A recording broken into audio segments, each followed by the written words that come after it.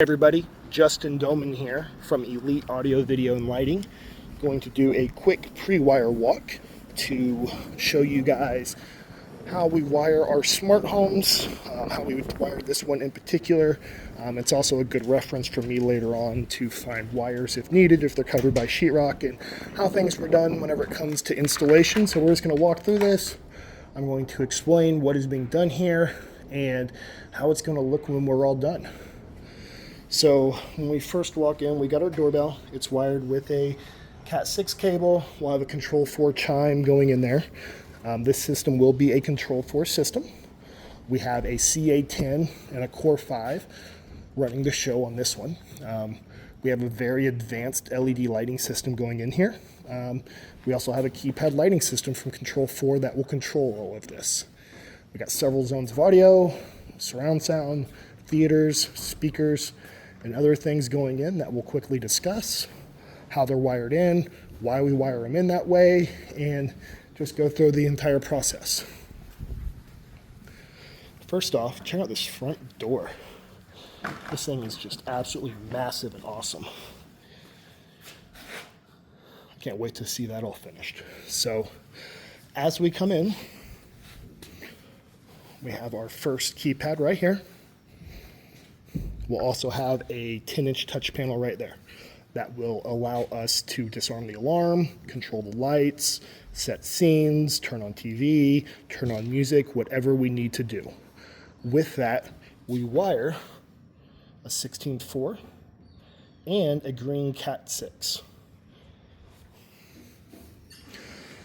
It gives us flexibility in the future. If instead we don't want to do the Control 4 touch panel and we want to do a Qualsys remote panel, we have our 16.4. This 16.4 allows us to carry the amount of voltage needed from the rack down to here without any voltage drop. Some people use 22.4. We've had problems with that in the past with voltage drop and beeps and sounds going off. So we switched to 16.4 a long time ago. We've had good success. It's a few dollars more, but I'd rather not have problems in the future. So you're going to see a lot of white wires coming down from the ceiling. Those are going to be 14 gauge, 4 conductor wires. And what those are for is our LEDs. The product that we use here, we actually house develop, 1337 lighting. And this is a very high output, high intensity LED. We'll have metal extrusions that go into the ceiling all over this house. Because what you're going to notice is you do not see can lights in these areas. So all of this will be LED driven. We have a high CRI of over 96. We have over 1,000 lumens per foot of light output. And these rooms will be absolutely gorgeous. I don't know the Kelvin temperature that this house chose, but I want to say it was 3,500. But I'll have to check that in the actual proposal notes later on and make sure we get the right stuff installed. So as we come through, you're going to see our wood. That wood is a placeholder. We put up lasers, we center, we measure, and we get everything set up absolutely perfect so the end result is square, even, and uniform. We generate all of our documents. We work with our interior designers and make sure that we have everything perfect. If, for an example, we actually have no measurements from the architect on these shelves. We've notated that, we've documented that, and we've tried to get them as close to where we think they actually need to go. The builder understands there's probably going to be a little bit of sheetrock pair because these shelves are going to be placed based off the designer at the end. But we have our wiring in place now, and we know that the end product is still going to look good. Our televisions are wired with 3 Cat 6. We use a low voltage box as well as a high voltage box. Our electricians just need to come back through here and put their wires into place. But that keeps everything clean. We'll have 3 keystones in that, and the electrician will have his Decora plate outlet, so we'll have 1 plate instead of 2 that never match up. Coming down here, we've got 2 datas, 2 white Cat 6. Coming down, we've got multiple wires right here. This is for a future addition. They're going to leave this open and not sheetrock this till the end. We're going to have stairs that go down on the outside, but they haven't done any of the digging or grading yet to actually let us know where those need to come out. But we want to underlight those stairs to be able to have something cool. So we're just kind of waiting patiently on that one, but we got our infrastructure in place. We've got our shade wires wired in up here. Oh, that sun is brutal, I'm sorry. I'll show you on a different one. We do 6 to 8 inches in on every window on the left side. You can see our tags right there. And what that does is tell our pre-wire crew, hey, we need this wire in this exact spot, this color, to pull this off. Coming in, we have a wiring diagram for everything that is going into this system. It's fully planned out. Everybody knows what's going on. I'm gonna shut this real quick, I'm sorry. We are in a job site, so we do have saws and different stuff going on. So at the end of the pre-wire, whenever I do my walks, I can quickly go through here, see the size of the brackets are going in, see what rooms are getting what, make sure that we know if we have our conduit in place for these areas. Do we have an audio return, meaning that the sound from that TV goes back to the amplifier, how many drops of data we have, PoE we have, as well as shades. This needs a new staple, so this is going to be our actual pre-wire diagram.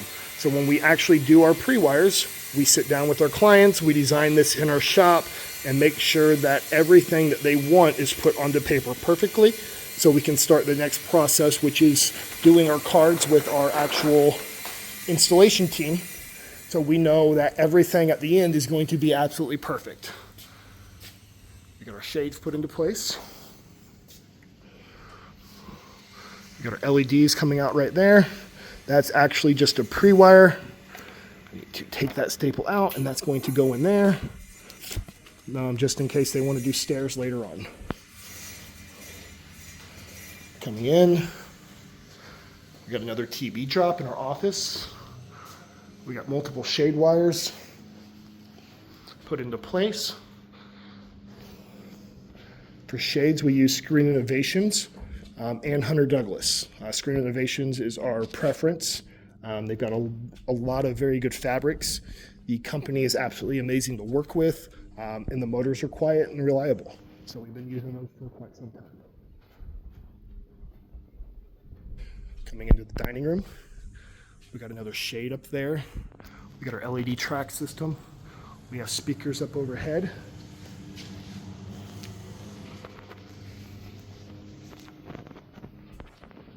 In the wine room, we're going to have this different wine bottles going up and down all the way through this area. So what we decided to do is up in the ceiling, we put a LED strip. You can see our wood. It's going to go all the way across.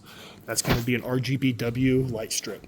So whenever we want to showcase this room, we can turn it on blue, we can turn it on pink, whatever our client wants. We can even put it on a schedule. Every night at 8 p.m. or dark, automatically turn wine room to blue.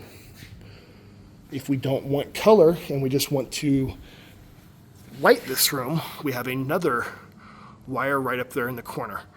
That is going to allow us to do a 45-degree LED track extrusion shining down onto that entire wall with a high-intensity white LED strip. I'm going to shut this again.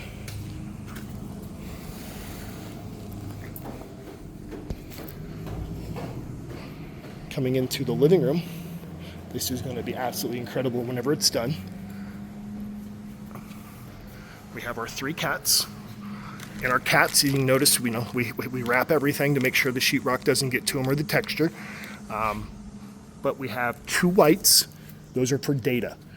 On our higher end installations or anything using Control 4, one of those datas go into the Control 4, or sorry, not into the Control 4, into the television itself, whether it's Samsung, LG, or Sony. This is going to give us our network control. If we want to go a little more advanced on our next level installations, we have a product made by Global Cache that gives us the network jack into it and a serial connection from that into the television itself. The black wire is going to be our audio return wire. That way upstairs you'll see them all separated differently. Those go into the rack, whereas the white cables actually go into our network can.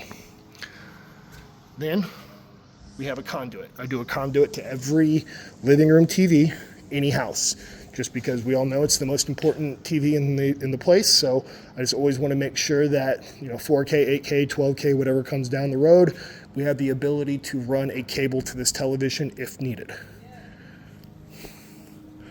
This is going to be a cubby. We've got LEDs going up to the top because this is going to be a face frame application where the lights get put on the trim, shining backwards. Coming down here, we will have our subwoofer. It's going to be an in-wall subwoofer from Paradigm, a dual 8-inch sub. Our living room ceiling, as you can see, I'm going to zoom in here, we do not have can lights. It is 100% LED driven on all of these clouds. It's going to be a very cool and unique look just because we'll have a chandelier in the middle of that cloud, and that cloud, and then we'll have our actual LEDs about a foot in from every single one of them lighting up this room. It's a very modern look, it's a very cool look. I'm excited to see the end outcome. Coming into the kitchen, we have wired all of our LEDs back to the home run. We've got our cabinets, we have our vent hood. As you can see, we call out everything for our designers, as well as the homeowners. This shows us blue strip, LEDs going here, here, and here. So when I come right over here, we got our LED cables at all these locations. We got a 16.4. We got our design notes, so we know exactly where all these LEDs need to go and what heights.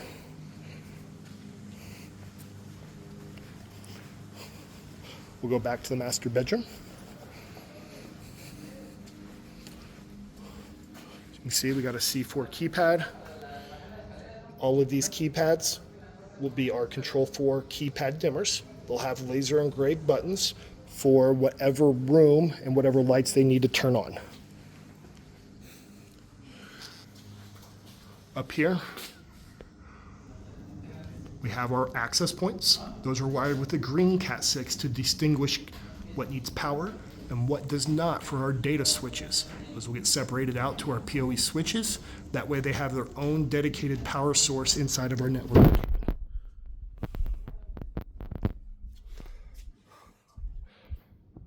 Another security keypad going into here. That's actually going to be a Control 4 10-inch panel.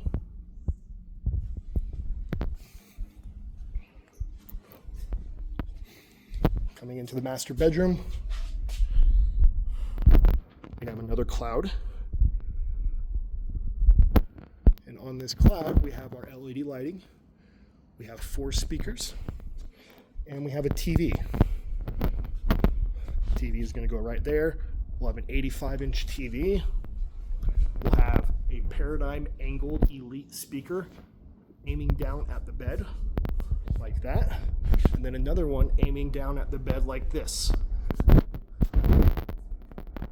These back here, we need to put in our speaker rings still, but those will be our rear speakers for this room.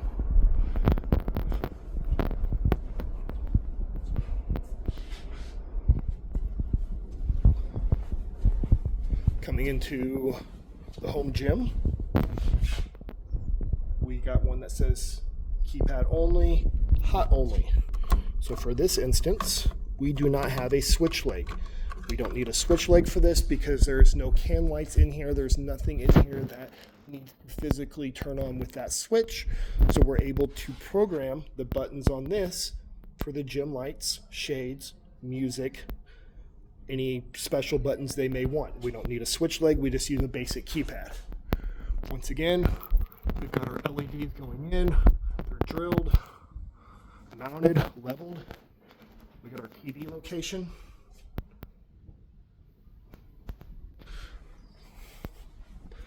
We have another Control4 keypad over here due to code coming into this room. We have our shade pre-wired 6 inches in up there. Going outside, this is going to be an absolute monster of a pool. It spans its entire distance. It goes back past the house with a fire pit and some more areas back there that I can't wait to finish out. Out here we have multiple cameras, we have access points up in the ceiling, speakers, we have televisions outside. We also have another television out here. Make sure they got power into this box over here. Which they did. So we'll be able to do a Samsung Terrace 75-inch right between those windows. Meaning, in full sunlight, rain or shine, we'll be able to have our homeowner out here floating with his family, watching TV, watching movies, enjoying the sport events, whether it be NASCAR, F1, football, you name it, or even Disney movies, with the family. Coming down this chase, you can see the attention and detail to what we do compared to others that are in our industry. Our wires are all high and tight. We group them together, we keep them away from the electrical, and we make sure that our infrastructure is done in such a way that we will not have problems in an end result. I am fully behind making sure that the infrastructure is over-designed, over-engineered, and inspected on multiple locations. This just ensures that my clients have no issues ever. Got another TV going out here.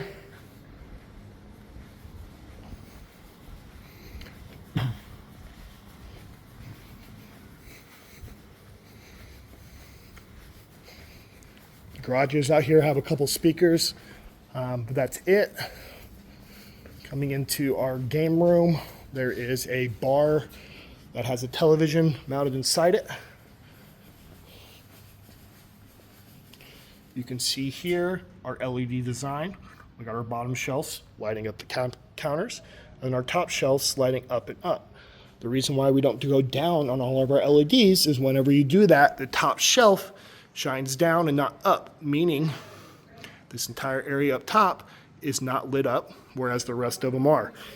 Some people are okay with that. I don't like the way that it looks, so we do it just a little bit differently. We got our RGB 6 conductor down here, tied up, ready to go.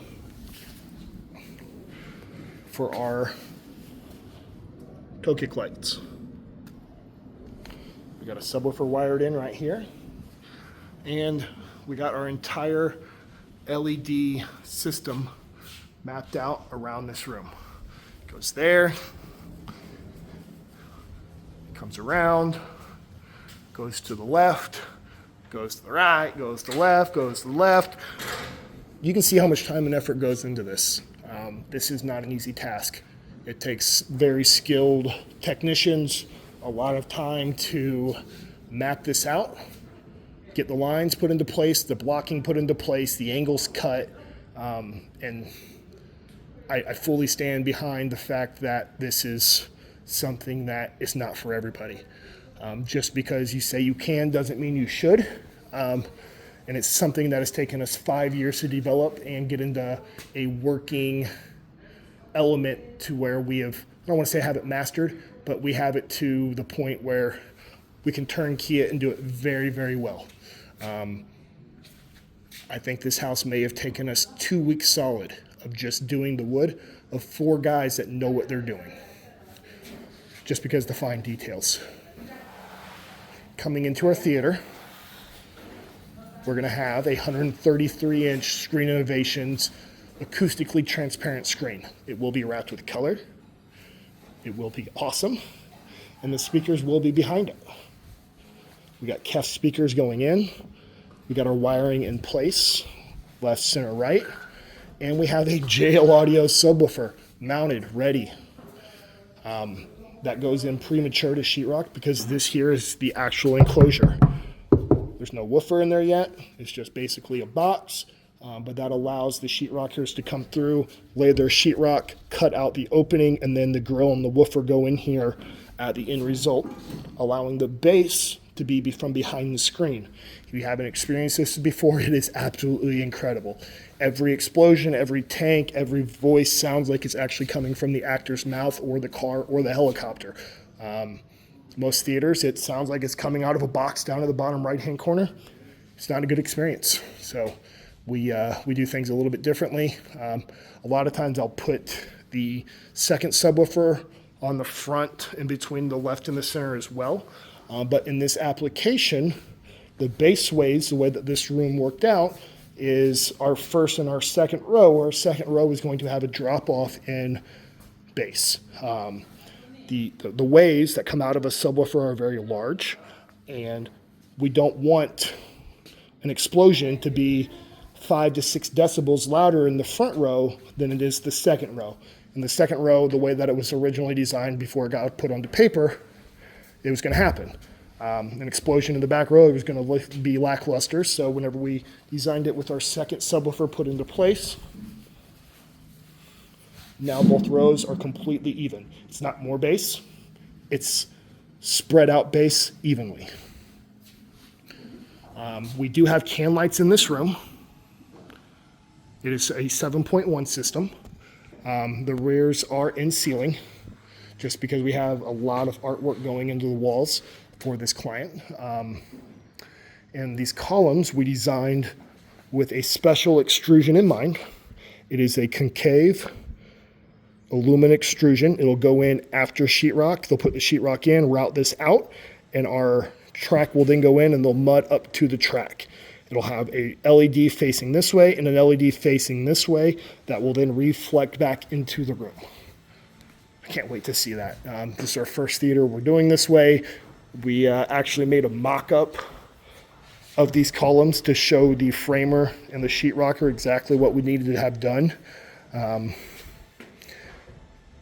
But yeah, it's gonna be next level cool. Our projector is wired into place. We got 3 cats and a conduit ran there. Probably won't use the cats for much other than network control, but they're there if they're needed. And we also have the conduit to pull our fiber optic HDMI cable. Fiber optic HDMIs allow us to do 8K very, very easily without any weird hiccups from what's called a HDMI extender. Some people call them balins.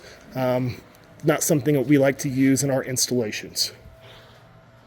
Prep kitchen, we got our LEDs in place.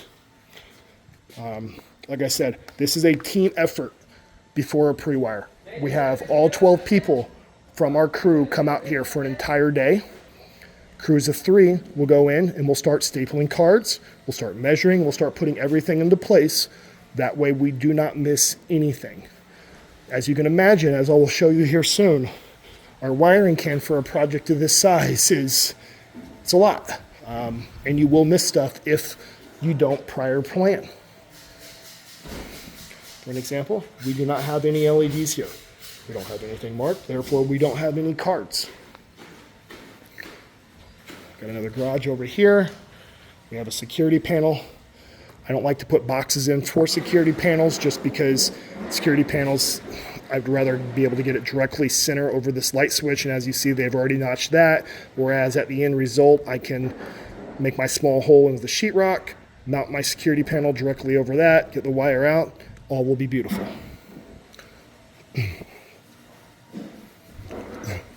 We'll head upstairs.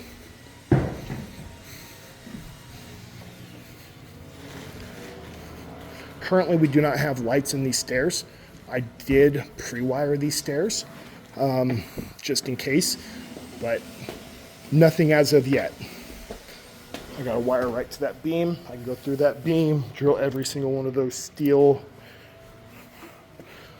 joist. I'm not sure the correct term there, but from my pictures and Instagram, you'll see how it looks at the end, and it's pretty phenomenal. We'll go to the wiring closet last. We got more bedrooms. Bedrooms just get basic cat, shades. Got balconies overlooking, extremely cool.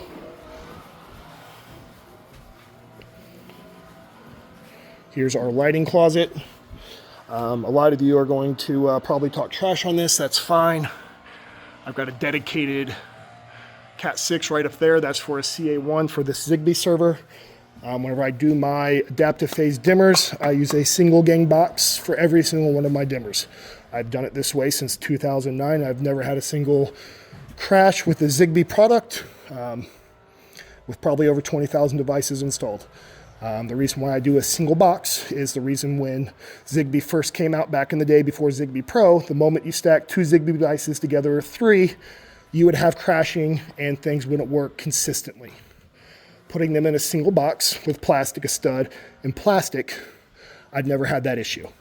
It allows my clients not have to go to panelized lighting and incur the extra cost that panelized brings to the table and the extra engineering. And they're not stuck with a lighting system that they don't like in 10 years. If for some reason they don't like Control4, they don't like Lutron, they don't like any of the other brands that have come and go, they can quickly change this dimmer out to something new. They don't have to replace entire banks of panelized lighting. You see our codes up here.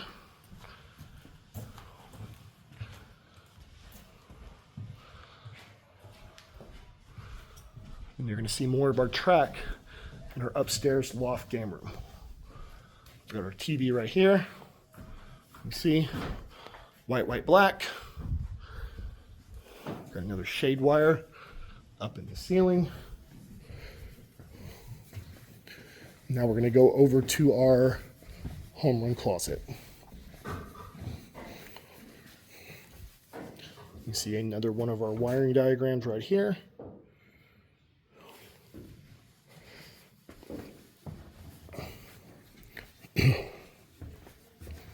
So this is where the magic will happen. A lot of thought has went into this. I need to pull a couple wires back up and feed them back down. But currently we are wrapped and ready for the next step, but we have decided to do it just a little bit differently. So all of our speaker wires will go into the ceiling and drop down out of the double gang box from right there. Right here in the center, we will have a dual rack with all of our products put into it. I've got a switch right here, a dedicated 20 amp breaker that powers this rack. What my clients will be able to do, because unfortunately in the world of cheap AT&T and Verizon and things like that, the router does need rebooted. While I can do it remotely, if something happens and they're frantic, they'll be able to come up here and quickly reset their rack. Off, 10 seconds, on. That will reboot that router and the network devices in the system. Coming into our panels, you're going to see all of our wires are powered down at the bottom, labeled conduits. Green is our PoE. Our network switch will live in here for our PoE with a data switch directly underneath it. These black wires, these will actually all be pulled back up. They're just here for the moment to get them up and out of the way while we got through the pre-wire stage.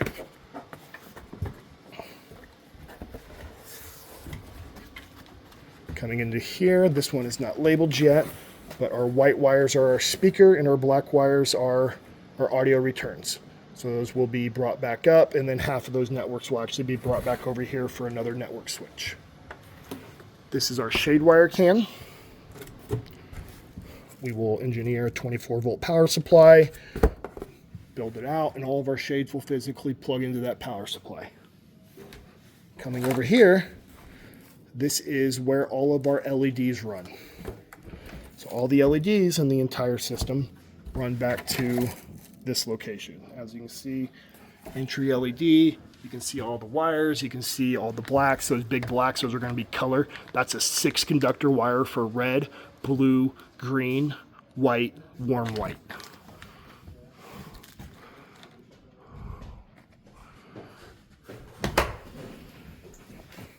Overall, it's going to be extremely awesome. I can't wait to see this end result of this house. A lot of cool stuff going on.